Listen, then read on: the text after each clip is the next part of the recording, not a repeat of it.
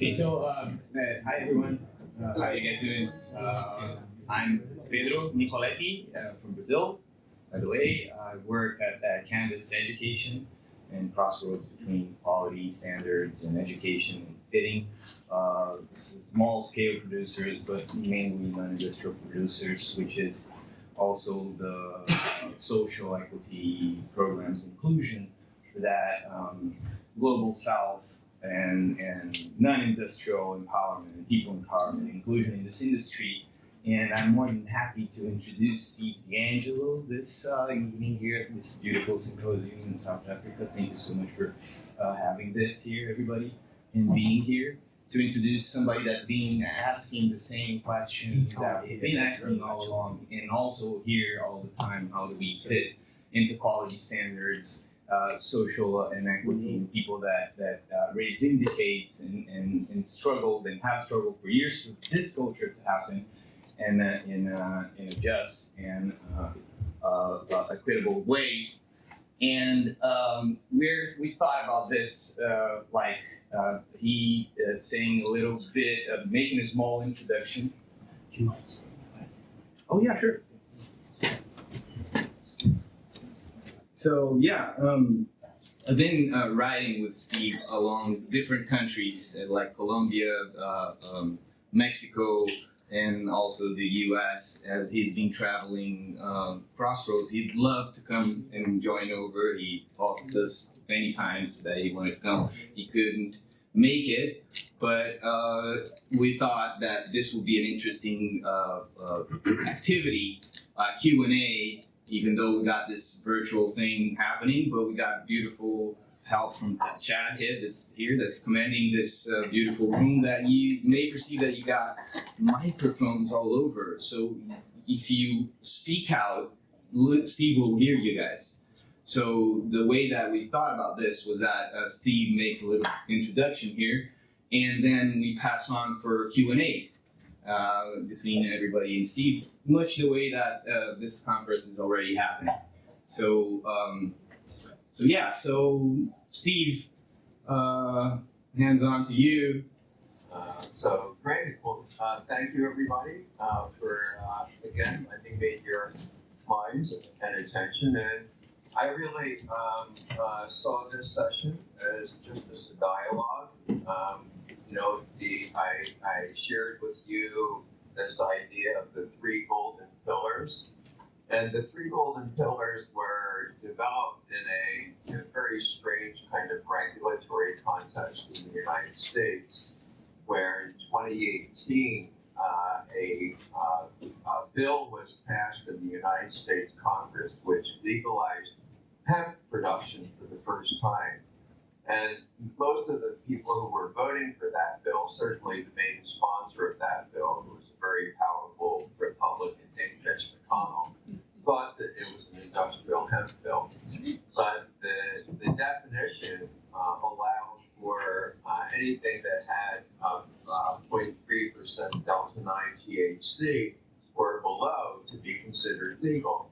And enterprising cannabis entrepreneurs soon figured out that you could produce a cannabis gummy and other things using delta-9 THC derived from hemp, using delta-8 THC derived from hemp, which wasn't covered by the bill at all, the delta-10, and a whole variety of other semi-synthetic cannabinoids, some of which were safe, some of which weren't. So that was that date. And so this new hemp industry was able to operate outside of all of the current restrictions on cannabis in the United States and the license system. They were able to sell through all of the normal chains of commerce, including convenience stores, and grocery stores, and direct-to-consumer websites. And so that part of the cannabis industry, and we can call it the intoxicating hemp or consumable hemp sector for the purposes of our conversation, blew up because it was not burdened by the constraints of what I now consider a failed licensing system. And as that industry blew up, the licensed cannabis sector tried to suppress it and did everything that they could at both the state level and the federal level to pass bans on intoxicating hemp. And they were largely successful in that effort. The U.S. Congress last November passed a measure to ban all intoxicating hemp products starting in November of this year. And right now, it looks like that ban is going to go into effect. So the three pillars, if you go to oneplantalliance.org, you can see there's a website there that was developed to try and use the three golden pillars to end this civil war in cannabis. Just to give you a sense of the order of magnitude of the civil war, probably something north of $200 or $300 million has been spent over the last 5 years by the cannabis industry collectively, the licensed sector trying to suppress hemp and hemp fighting back for their survival. And if that money had instead been used to entirely remove cannabis from the Controlled Substances Act, we might have had that done by now. So that's the context in which the three golden pillars were developed, and then I began speaking with Sean about the ways that they could apply potentially to international trade, and so that was the context in which this line of thinking was developed. So I welcome your questions. I just wanted to give you a bit of context before we get started. So does anybody in the room want to try and get a better understanding of this hemp cannabis war that's happening in the US at the moment? Because it'll follow everywhere else. As we've learned from what happens in the US, whether we like it or not, it does tend to follow. First, I'd like to know, what are the three golden pillars? Steve? What are the three golden pillars? Somebody who wasn't at the presentation this morning, can you remind us what the three golden pillars are? Sure. The three golden pillars are designed to be a foundation for all cannabis regulation, local, provincial, national, and international. They are an alternative to what I believe is the over-regulation of cannabis. One of the things we've learned in the United States is that if you create a very an over-regulated licensing system for cannabis, that basically hands the industry to well-funded, usually well-funded corporations who can afford to thread the regulatory needle, and leaves out a lot of small businesses and legacy cannabis cultivators and operators. So what are the three golden pillars? One, testing, so we know that cannabis is safe. Two, labeling, so consumers can make a fully informed choice. And three, age verification to keep it out of the hands of children. And beyond that, cannabis should not be regulated or taxed any more than alcohol is. Under the three golden pillars, cannabis would move through all of the channels by which alcohol is offered to consumers. And the thinking there is simple. Alcohol, according to the WHO, kills 2.6 million people every year. And cannabis, in thousands of years of recorded human use, has never killed anybody. So let's make sure that consumers have this safe and healthy alternative to tobacco and alcohol and pharmaceuticals wherever alcohol is being offered. Can I say something about the regulation of cannabis? So I'm encouraging a human-centric language model here. And I asked, what are we regulating? We are regulating the endocannabinoid system and our permeability between the self and the other, the illusory self and other. It's a connection, and what we're regulating is our biopermeability. We're regulating something organic in ourselves, And when we talk about it in terms of the plant, I believe that that's quite a dehumanizing narrative, and it also tends to lead to kind of binary judgment, simplistic judgment. If you keep it human-centric, then we connect in a way which is even more personal. I really appreciate, Steve, what where you're generally coming from. Don't take this as a criticism. It's an observation about particular subtleties of language. I know that you're preaching very nice connectivity ethos in your speech this morning. I'm saying that we can slip into a way of speaking where supposedly cannabis can be taxed, or it could be regulated, or it could be criminalized. But these are all like linguistic fallacies. They're traps that bestow the agency outside of ourselves. And I would always just encourage when we instead of saying cannabis regulation, say about we're regulating our access, we're regulating our own ECS. Does that gel with you at all as a sort of some feedback, maybe just to make the speech a little bit more cohesive, or is that too abstract, just thrown in like that? No, I think that the essence of what we've been saying, and the reason that we named the One Plant Alliance, it was a nonprofit organization that we formed to advance the idea of the three golden pillars, was that all cannabis should be regulated the same way. And what we had in the United States was two parallel systems that were going on. And actually, we had three parallel systems. But I'm saying that we don't regulate cannabis. I'm saying you can't regulate objects. You can only regulate people. Okay. That's an interesting concept. What would that regulatory system look like in practice, though, given that cannabis is a crop and that it needs to move through channels of commerce? Well, we regulate people fairly with whatever political system we democratically agreed to.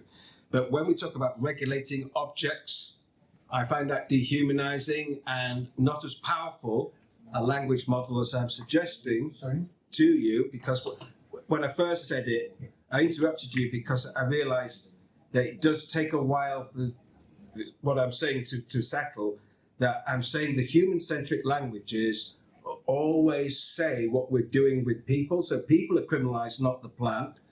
People can be legalized, not the plant.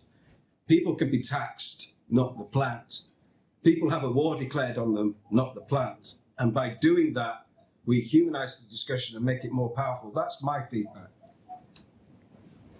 Yeah, so, one of the founding parts of the three golden pillars is the idea that cannabis would be removed entirely from criminal codes wherever it was legalized. And so those laws would no longer exist. People would no longer be able to be arrested. Ideally, all prisoners currently serving time on cannabis convictions would be released. So, in the United States, we see this specter of a new legal industry rising up, people creating quote-unquote intergenerational wealth. And meanwhile, you have people sitting in prison cells, in some cases serving sentences of decades or even life without parole on cannabis convictions, looking at a television set, watching stories of the new legal industry. So a basic baseline of all cannabis regulation moving forward is that cannabis is removed entirely from the criminal code. Yes. You might want, if you talk into the microphone in front of you, Steve can hear you more clearly. I don't see any microphone. Oh, They're in the ceiling. Oh, they're in the ceiling. All right, speak to the ceiling. So, Steve, can you hear me? Gareth, if you want to come up here, it might be easier. Yeah. Russ Gareth is a lawyer from South Africa. He's just coming up to the main microphone so that you can hear him. Perfect. It's not just a lawyer. Come on. I know, but I'm being quick. Lord of Cannabis. Sorry. Brother Steve, very nice to be talking to you, my brother. Greetings, Gareth. Yes, Yes, I wanted to know, sir, bearing in mind that cannabis prohibition has had a very disproportionate effect on certain groups within our society, I'm interested to know what has the United States done, or which particular state within the United States have done the most in order to address this disparity? Thank you. well, that's a great question, Gareth. And indeed, look, the history of cannabis enforcement in the United States, or cannabis prohibition in the United States, is that it was specifically designed as a way to control and to oppress communities of color, black and brown people, in the United States. Probably my home state of California has done the most to address the ongoing disparities. Not only was cannabis prohibition originally designed as a measure of racial control, but then moving forward, there have always been a disproportionate number of arrests, roughly 4 to 1, relative to white people in the black community, and 3 to 1 in the brown community. Once arrested, black and brown people are more likely to be convicted, and once convicted, they receive heavier sentences. And so, as we are unrolling prohibition, at least in my home state of California, we have moved to address this disparity. Unfortunately, most of the efforts in that direction have been spectacularly unsuccessful in 2 regards. One, it turns out that no matter how you write a bill that is designed to protect small equity entrepreneurs, the larger corporations are able to do legal workarounds. And typically what happens is that cannabis licenses that are earmarked for people from black and brown communities ultimately are redesigned so that people from outside those communities ultimately own most of the licenses. And then the other way in which they have been unsuccessful is that there have been earmarks in cannabis regulations to send money into black and brown communities that have been disproportionately impacted.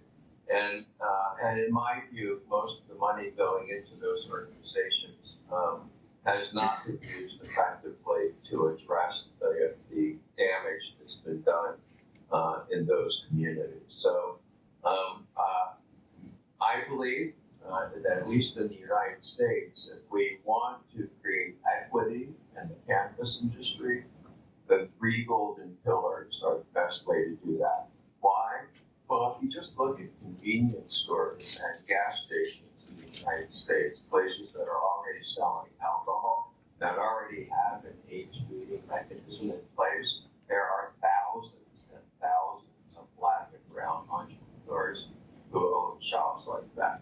And so with the stroke of a pen, you would have a huge amount of participation in the industry, where right now in the U.S., there are very, very few black and brown people who own cannabis licenses.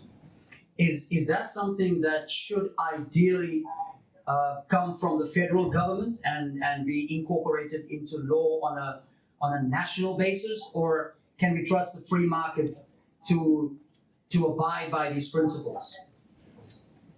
Oh no, it should absolutely be legislated. But the beauty of the 3 golden pillars is that it's a very simple regulatory system that will have that effect. I mean, if everybody's country is different, right? So you can't apply something uniformly and universally, but in countries where you have black and brown people who are already engaged in business activity, and the three golden pillars would open their businesses to cannabis participation, then that is a very effective way of addressing these disparities. And also typically, once you remove criminal penalties for cannabis, if you make that measure retroactive, you release many black and brown people who are in prison.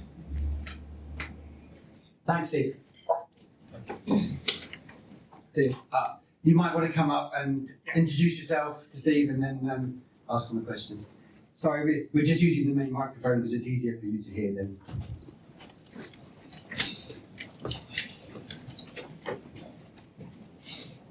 Ik was stabilis Equitable, Steve.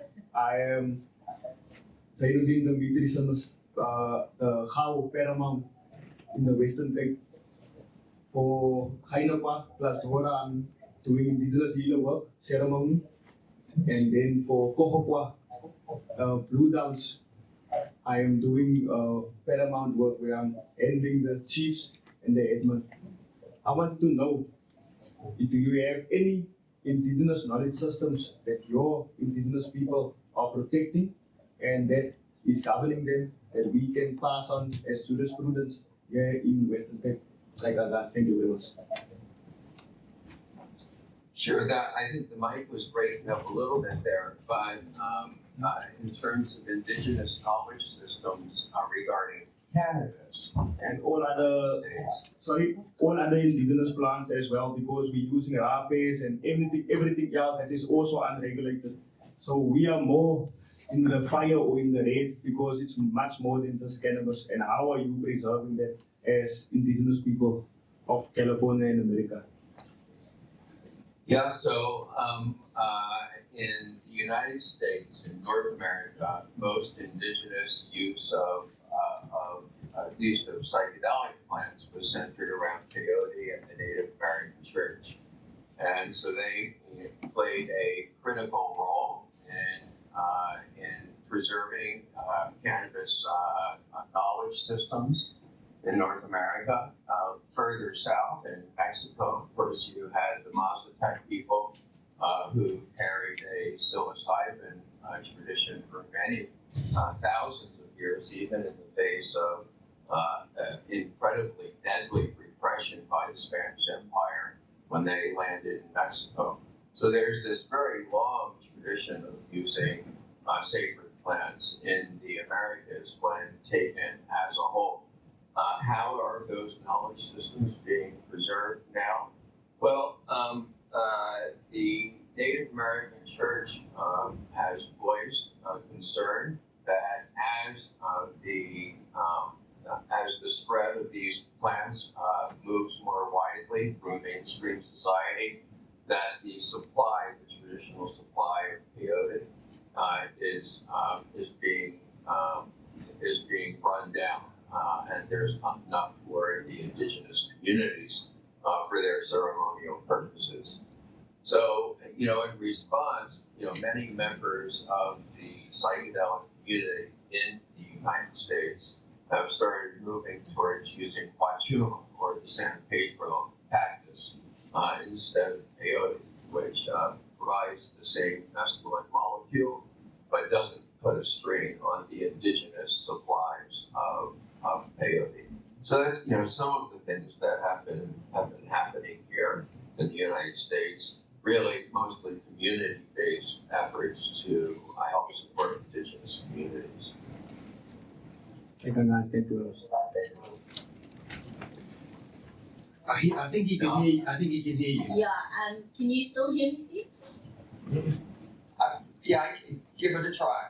Okay, I'll try to be a little louder. So I have two questions. So you mentioned that there's money that is sent into Black and Brown communities. My first question is that, is this a federal initiative? How did they come to that conclusion? And is this a form of redress or repatriation for the past wrongs committed against Black and Brown communities?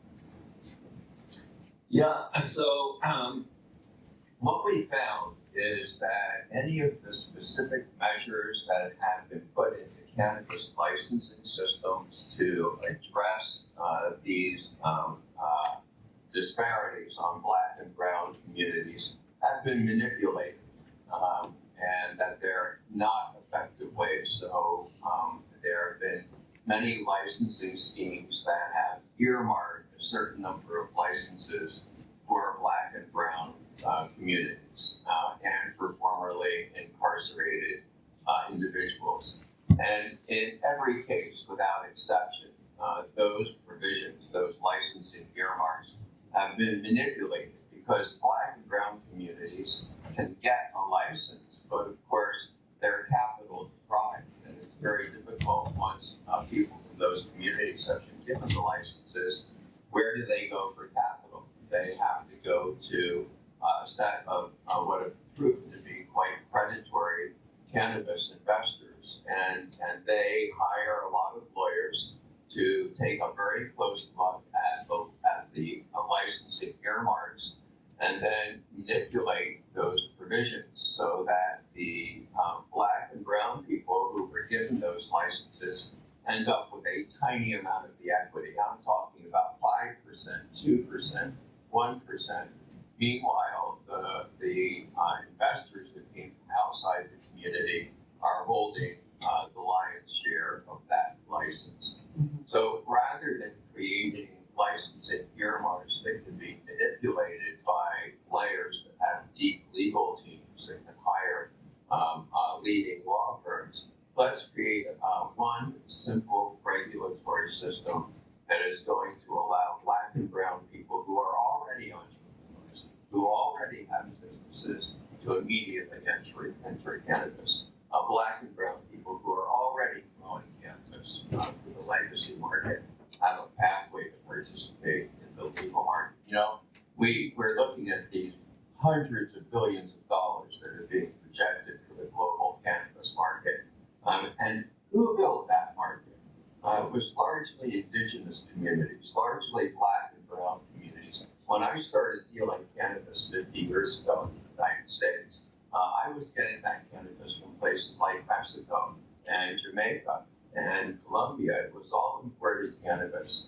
And so Black and Brown communities, Black and Brown growers, entrepreneurs built this market that corporations are now lining up all over the world to claim a share of. And so, first of all, there's a huge amount of talent. This is where the true cannabis talent, people who really understand this plant, who understand why people use it, that's where the talent resides. And B, it's a basic matter of restorative justice. Do we have any other questions from the floor? Yeah. Myrtle. Hello, Steve. It's Myrtle. Can you hear me? Greetings, Myrtle. How lovely to see you. Lovely to see you too. It's been a few years.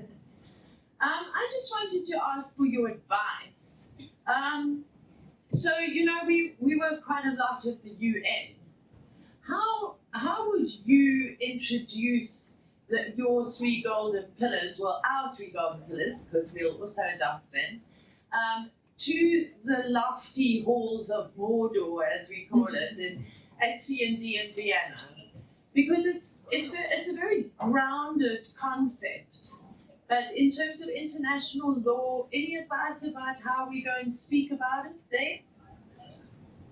Well, they're going to roll their eyeballs and they're going to say that this is completely unrealistic.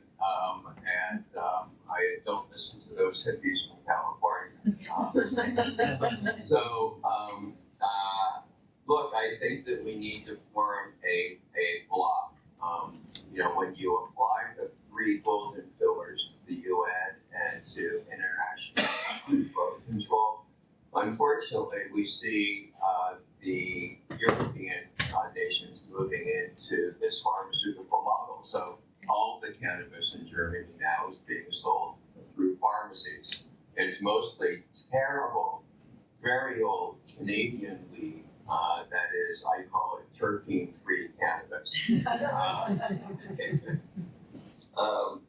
And it's just been moved through this model. It's a broken model. It doesn't work. And so I think we need to challenge that head on and really need to do it from a position of strength.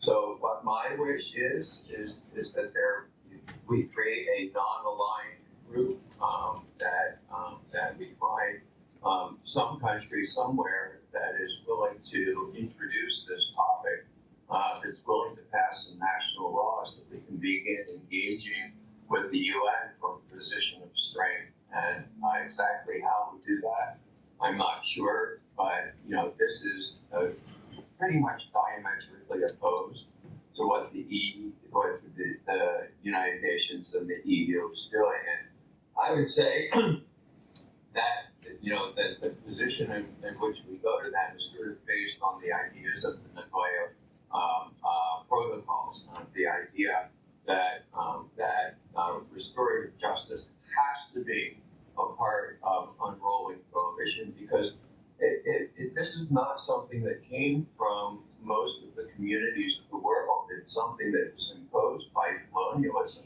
That's a basic historical fact. If you look at the way that cannabis was imposed in South Africa, the way that it was imposed in India, the way that it was imposed in Jamaica, these were not communities that suddenly decided to stop using the plant. Prohibition was a factor of colonialism, and so we have to make sure that as we unroll prohibition, we make sure that we also unroll those features of prohibition. Thanks. And so do you think, if you were thinking of a jurisdiction or a country, where might we start? Well, probably with a smaller country that's easier to tackle. So I know that my friends in Jamaica are starting to think again about cannabis regulation, and already there the Rastafarian community was able to win quite a broad exemption from cannabis laws that would almost fit within the three golden pillars. So I think that would be an interesting place to start the conversation. Countries that have not yet regulated, where is a small country that has not yet regulated that has the kind of parts of widespread alcohol industry that we see certainly in the United States.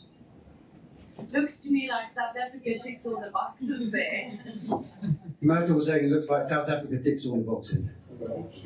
Well, look, Myrtle, this is, I think, very consistent with the approach that Fields of Green has been taking, and I need to be schooled and educated by all of you on what's going on in South Africa. The offer that I made in that opening speech stands for all of you in this room. That if you have a desire to dig into the three golden pillars and see how they can be applied, I'm here to help. And so educate me, ask me any questions now about how the three golden pillars might apply in South Africa. We can take it on as a case study for the next little while. Leader, well, have a shout and see whether we can hear you. Hi, Steve. So, we talk a lot around the regulation of cannabis, and it really does seem to center around a narrative focused on the corporate capture of the existing market and creating new markets that don't necessarily speak to the needs of the existing. So how do we use the three golden pillars to kind of ensure a more equitable, inclusive and sustainable future while also ensuring that we're not creating new barriers to entry through the trends created by corporate capture?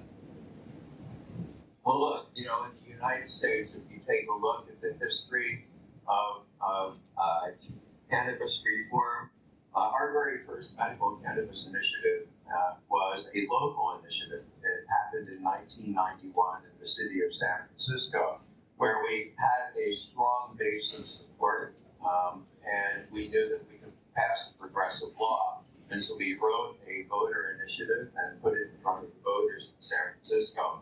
It was small, and it was achievable. And so what I would say in South Africa is, are there any local communities that could pass this type of legislation and then encourage other communities to join them, and then form an alliance of communities and try to affect the provincial government, and then build up in a grassroots way from there.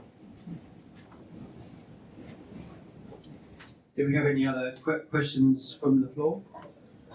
Sorry, Steve, you cut off in the beginning. You were talking about the Americans had the three strands: the medical, the recreational, and the hemp. Would you suggest it's better to have a single policy for the whole plant? Was that what you were trying to allude to when you were talking there? Yes, exactly. Rather than creating all these different segmented markets, all of which are ruled by pretty comprehensive sets of regulations that are very difficult to thread the needle for Black and brown communities, we create one set of regulations for all of cannabis, and we make those regulations that have very low barriers to entry for the industry.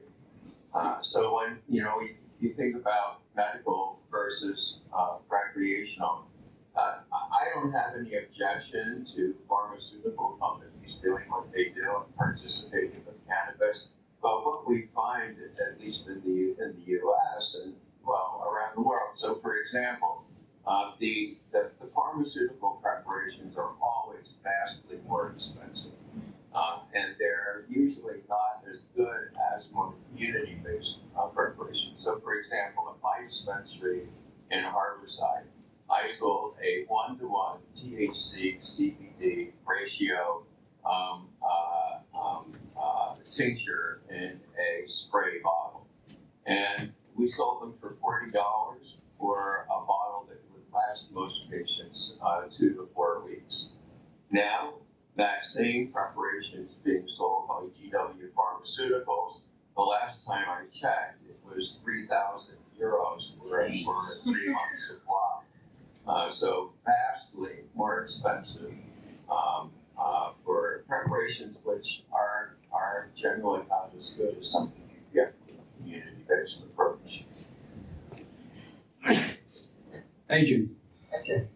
Just a question. You've talked about hemp, you've talked about recreational, adult use cannabis, and then the medical cannabis. Do you find that these three lobby groups are almost working against each other? And is this being counterproductive to, let's say, the industry as a combined whole? Well, exactly. What happens is, cannabis consumers are served by all of these vectors, and even, served by the continuing informal market. And all of the dollars that are going up to these various different segments of the industry are coming out of the pockets of cannabis consumers. And at the end of the day, consumers don't really care which vector they're being served by. They want safety, they want affordability, and they want convenience. And so what we've seen in the United States is that these sectors have all been fighting against each other. They have spent hundreds of millions of dollars to pass legislation that protects their particular segment of the market. And if we had and meanwhile, cannabis remains illegal at the federal level. 40,000 people in this country remain imprisoned. And in most states in the United States, even that have legal cannabis, in many circumstances, people can still be arrested. So, yes, it's been terribly destructive. If I had the money that's been spent protecting market share to actually remove cannabis from the Controlled Substances Act entirely, we would have had that work done already. Thank you. Yeah, Gareth, another question. Steve, to what extent has the legal market dented what is derogatively called the black market? So I didn't quite get that question, Gareth, but let me just outline what's happened in the United States, and particularly in my home state of California. A licensing system was created that most of the legacy cannabis growers, the really great cannabis growers of California who have a worldwide reputation, have been locked out of the legal system in California. It's been colonized by corporations who don't really know very much about cannabis, and so it's been overregulated and overtaxed to the degree that the cannabis that you find in legal dispensaries in California is about twice the price and half the quality as what you can find on the legacy market. And so he's sort of asking, if you did percentages, a legacy market versus regulated market in California, what would you say that, is it 80-20, 60-40, 50-50? Oh, it's 90-10 at best. And the legal system in California has been contracting for the past 4 years. A lower number of total sales, lower number of tax revenue, 30 to 40% of California growers have voluntarily relinquished their licenses because they can't make any money in the legal system. So it is a failed model. It should not be repeated anywhere else. And does that apply in the Pacific Northwest and Colorado as well? It applies anywhere where you have this limited license model, especially in the blue states. And the degree to which it applies varies to the degree of regulation and taxation that they had in those states and exactly how they did it. But it applies everywhere that this limited license model has been put in place. The idea that you have a small number of very difficult to get cannabis licenses, they can't compete with the legacy market, which is not subject to any regulation or any taxation. The problem is that then everybody operating in that legacy market, the people who really understand how to serve cannabis consumers best, are still subject to what we call now Prohibition 2.0. So even in places where they're not criminally prosecuted, they are fined out of existence. But in California now, you can go to the main regulatory body for cannabis, the Department of Cannabis Control, and one of their main programs is encouraging people to snitch off, to report quote unquote illegal cultivators. And so it's this Prohibition 2.0 for people who don't have the ability to thread the needle on these very difficult to get licenses. They're still getting arrested. They're still getting prosecuted. We've got a number of questions now. Etienne at the back first. All right. Hi, Steve. Can you hear me? I think you might have to speak a little louder. Can you hear me, Steve? You might. He's just going to come up to the microphone because it doesn't work at the back there. 1 second. Perfect. All right. Great. He's coming. An important conversation.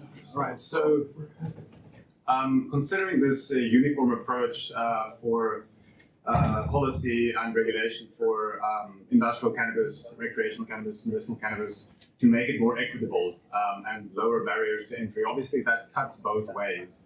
So, in an environment where the solution might be to the question that I'm posing to have industrial level policy that sort of as a competition aspect to make the to protect equitable participation, right? But in the sense that it cuts both ways, wants to stop big capital from then just mass farming cannabis and again just suppressing the small guy, even though it is accessible to everyone.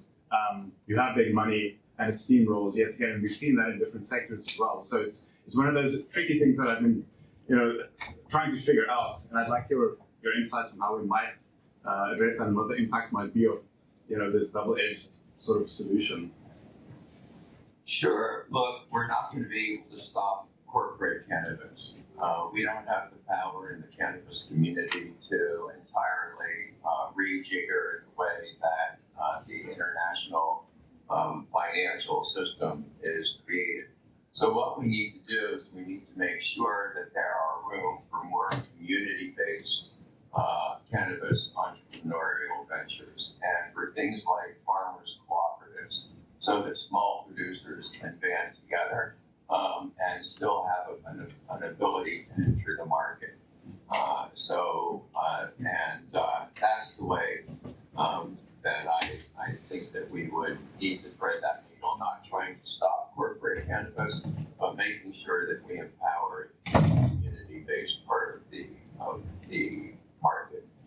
So a follow-up question to that would then be, considering the kind of participation that invites then, the impact that would have on cannabis as a commodity, right? That if there's a glut of cannabis, the price obviously would tank, right? So again, in that context, I'm just further problematizing the same kind of situation.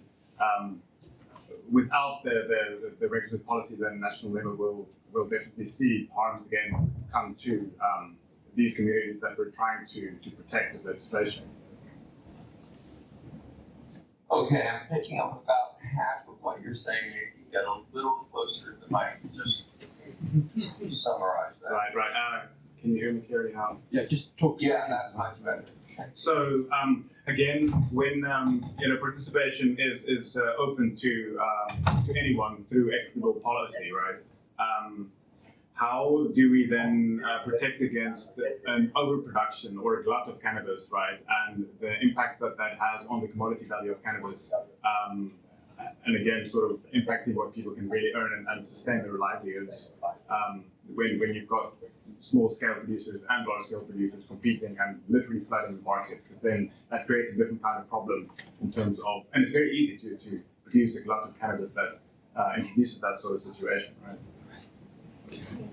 Yeah, look, this is an issue with all agricultural products. We're talking about modification of cannabis and how do you prevent that. I wish I could tell you that I had a good answer to that.